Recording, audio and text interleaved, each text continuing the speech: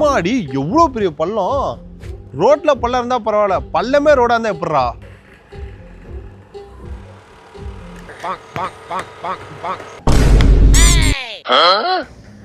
தம்பி தம்பி போனை கொஞ்சம் எடுத்துக்கூடியா.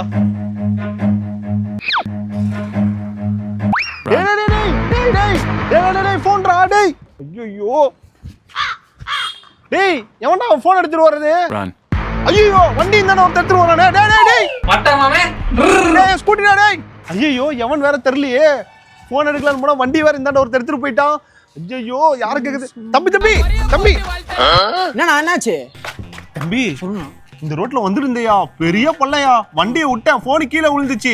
போனை எடுக்கலான்னு போறேன், போனை ஒருத்தர் எடுத்துட்டு வர்றான், வண்டி இருந்தாண்டா அதுக்குள்ள இன்னொருத்தர் எடுத்துட்டு வர்றான். என்ன பண்றேனே தெரியலையா, கண்டுபிடிச்சு குடியா.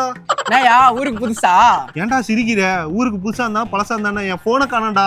ட்ரெயின்ல போன் நோட்டு போகும்போது குச்சியை வச்சு அடிச்சு திருடுவாங்களே, அதெல்லாம் அந்த காலம். நூதனமா திருடுறது தான் இந்த காலம். ஏன்டா தத்துவமாடா நான் கேட்டேன்.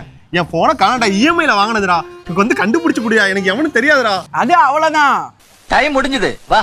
ஜோப்ல போன் வச்சுட்டு போக கூடாது, காதுல போன் பேசிட்டே வச்சுட்டு போக கூடாதுலாம் உனக்கு தெரியாதா? தெரியாம நீங்க லுங்கி கட்ட வந்துட்டா, அதனால தான்டா போனை மேல வச்சிருந்தேன். நவம்பர் மாசமே உன்னால அந்த ரோட்ல வண்டி ஓட்ட முடியல, டிசம்பர் தாண்டுவ நீ. ஐயோ போ போ போய் நீச்சல் கத்துக்கோ. நீச்சல் கத்துக்கிறதா? எதுக்கு? ஏன்னா நம்ம மிதக்க போறோம். மிதக்க போறோமா? ஐயா இந்த ரோட்டை கொஞ்சம் ஒழுங்கா போடுங்க ஐயா. எவன் என்னன்னு வேற தெரியல, புதுசு புதுசா கிளம்புறானுங்க. சம்சே